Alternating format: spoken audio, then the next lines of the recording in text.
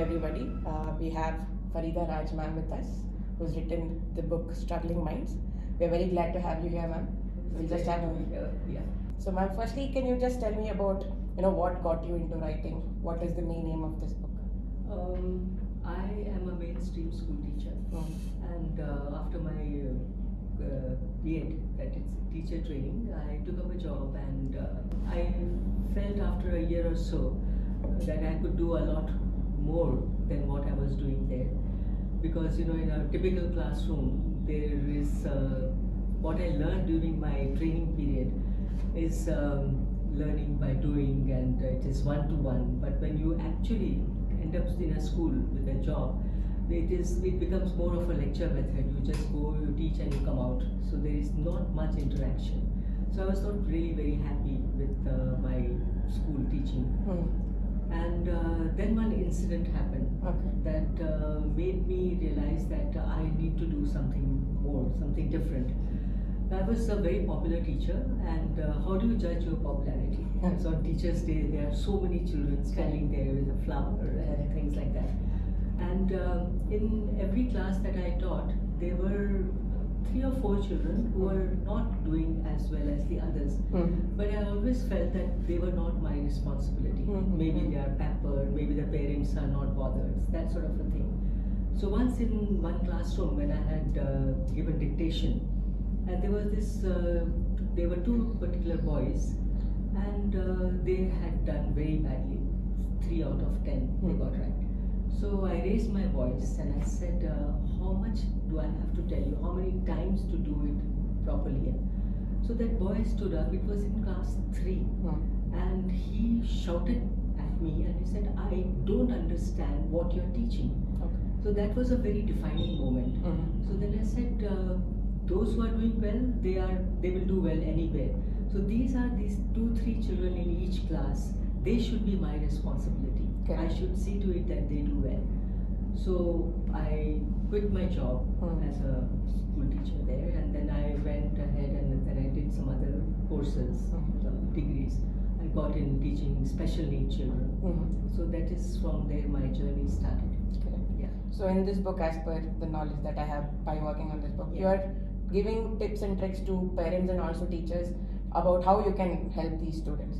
So can you just give us a gist of a couple of these tips that can be helpful for parents who have children who are struggling with reading and writing? There was a child. He was about 7-8 years old, and that child was brought to me by his grandmother, and she said that he has stopped talking.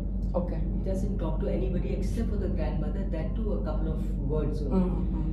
So when I asked the background, she said he has not been a very good student, and he got his report card, and when he came home, he showed it to mother. Mother got very angry. She slapped him, beat him up, and put him in the room, and she says, "No, I'm going to call your father."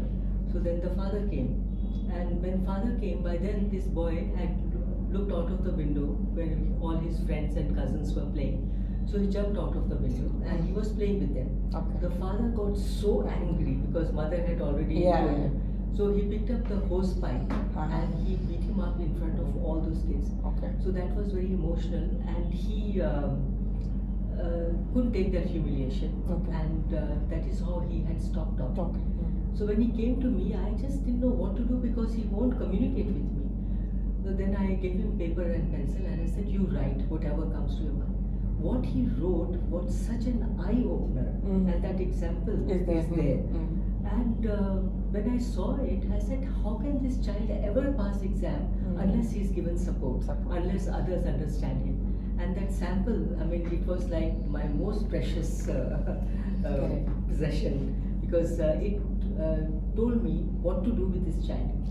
And so slowly he came around and he was able to clear his exams. And but he was not a very brilliant student, but he could manage. So parents were quite okay. But it's such a strange thing when you help the child to be able to cope up with classroom learning. Parents' aspirations, they said, oh, my son will do engineering, he'll do this, he'll do that. They forget that with support he is able to do this. Without support he won't be. And when the child is shouted at, his self-esteem goes down, and he starts thinking all kinds of things about himself. Correct. And they say it, in fact, they say, I'm stupid, I'm an idiot, I can't do, because this is what they hear from the teachers and the people around. Correct. So this is it. And by writing this book, and I wrote this book because many parents and teachers, they said, is there something we can do? See, when the child is having a problem, they send him to me for, they call it counseling, but it's not really counseling, it is giving them strategies to cope, because this is something for life, it Correct. won't go away. But how do you cope with it? So my job is to assess, and I find out, okay, this child knows his A to Z, he knows everything, yet he is not coping. So where is the break coming? Correct. Is it Correct. coming in understanding? Is it the language? Is it expression? So what is it? So then I set up a program. It is called a remedial program. So it's remedial teaching. Correct. And so here the parents bring the child to me, but you know how stressful lives are now. So for parent to bring him to me, and then I spend 1 hour, and then the parent takes him back. So they said, can you give us some tips? What can we do with him? Correct. And first is to identify. How do you identify that this child is having a problem correct. like this? Correct. So that is how I started writing articles for leading newspapers in Hyderabad, Yes. and to create awareness. Correct. I have got no background of journalism. I don't know how to write, but when I started writing, and there was tremendous response from parents. So then I said, okay, let me write a book. So this is how the book came about.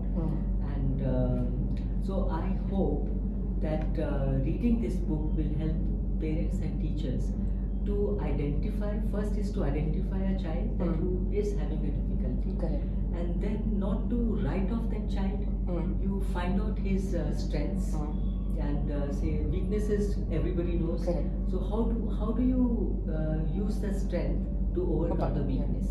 So this is my agenda, and then also giving tips how to do, and then how do you identify. Correct. All those things are in this book. So this is how it is. Got it. So, ma'am, you've been in the education field for quite some time. Yes. Is there anything that you would want to, implement that would be useful for students who have a little bit of a problem when it comes to, academically performing? So, do you think there can be some sort of a change in our education policy that can be helpful for the students as well? Yeah, that has already started now. You must be aware of National Education Policy, NEP 2020. Correct. And so NEP has lot of emphasis on remediation. Correct. So it says that children who are struggling, they should not be left to just struggle. Correct. They should be given support. So I think this book comes at the right time when teachers, when they are well versed, what do we do? Correct. He doesn't understand spelling, so how am I going to teach him? Correct. You know, it's such a simple thing. When there is a big word, the child says, I can't read. But you cover the big word, Correct. Split it into parts. split it into parts, and then he's able to read. So that is such an incentive for him. He says, oh, okay, I can read, so I will try now.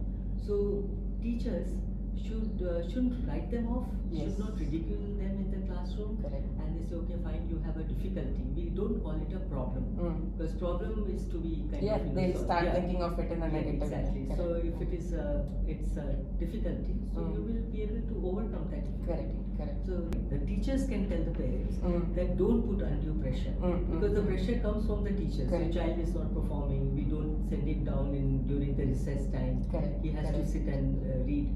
So then parents also don't bring pressure on the child. Correct.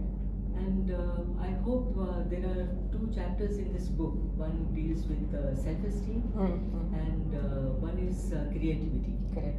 In our education system, we are so focused on getting good marks, percentage. Yeah. So we forget about that this child may be good at something else, a sport or painting or drawing or something. So why do we not highlight that? Correct. So when there is a success for that particular child in a particular area, then he is able to overcome the difficulties in the other areas. Correct. So Absolutely. this is that's why those 2 chapters are included. Correct. So that will make parents understand, and also so many things happen at home. Parents just feel that I'm giving my child everything. Why doesn't he just perform? Correct. Why doesn't he get his 80%, 90%? Correct.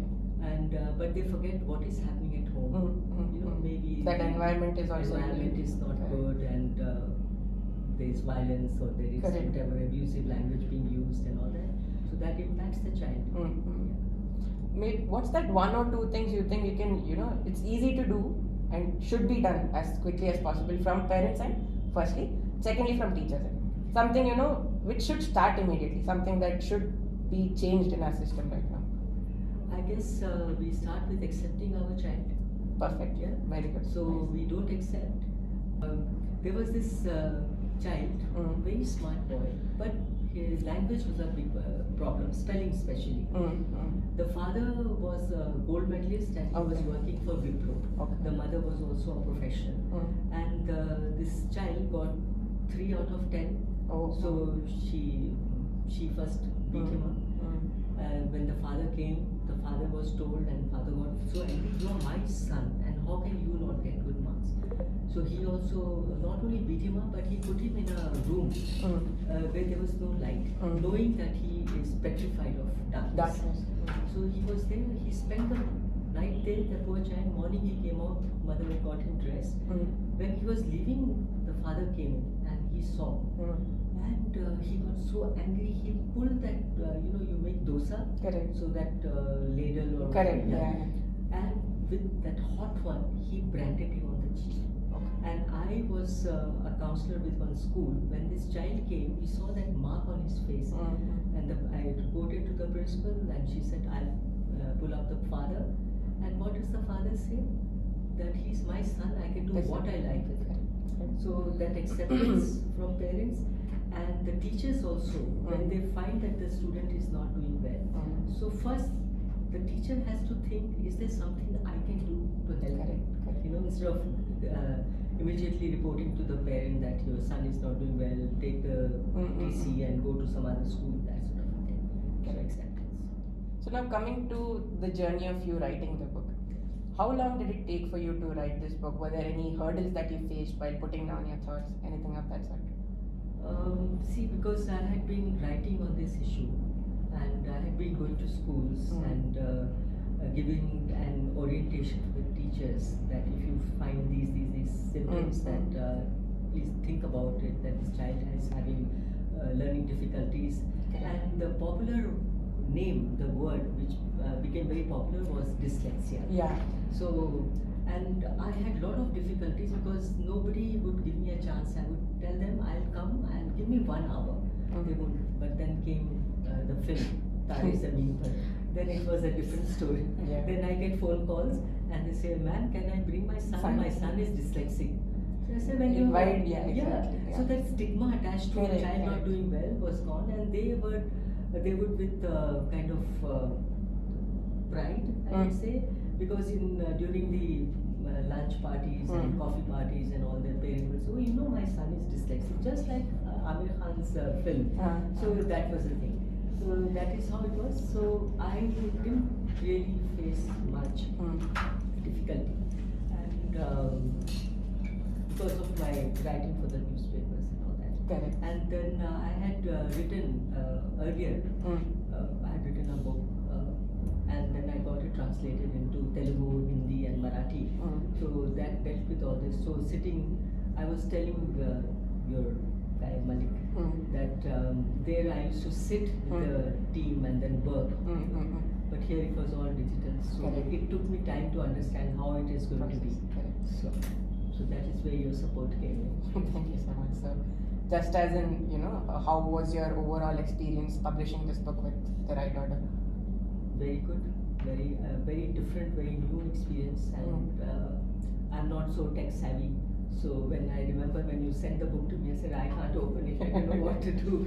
So keeping all that in mind, it was a very pleasant, very good experience, and I like the professionalism here. It was first the sales team. When we reached out, we googled where to go, how to get this book published, and it was Vikas from your sales team, and Vikas was like one person who just wouldn't let go. He was like at it. I said, "Give me a week, let me do my research, let me be comfortable enough." Third day he calls up, "Yes ma'am, are you ready?" So, and then what I had seen on the website, it was mostly the storybooks, Correct. poetry, stories, and all Correct. that. So this is a serious book. Correct. It's I'm in business. I Correct. want to help these children. So then he sent me some books with some science background, and also my kind of mail inbox was inundated with so many mails coming from him. And then when that was done, once I registered with you, and then he disappeared. Then you came, and then that is it. And then you went away, and then Shubhangi, and you would say, no ma'am, now Shubhangi will take care, and my post-publication team will be. So I like that style and working from one department to another. I am very happy, and I have already mentioned to some friends who are into writing Correct. and do this. And personally, I mean, being the author manager for this book, I had a great time, wonderful time, because you've been very cooperative, very patient with the process. Absolutely loved working here. Took us some time in the middle when we had our technical nitty-gritties Yes, and problems yes, that came in, yeah. but throughout there was always cooperation. And the book itself is something that's targeting a very important cause. I'm glad that I got an opportunity to work on this book. I hope it does really well. I hope really, so too. really hope I hope so it too, reaches the right set of people, because I know it's something that can bring in a big impact in our Indian education system, not just Indian but overall as such. Yeah. It was a pleasure meeting you today. I once again say that I hope our viewers go ahead and pick up this book from Amazon, which will be available on our Amazon market. So again, just congratulations on getting this book out Thank into you the so market, much. and I hope it does well. Thank you so much.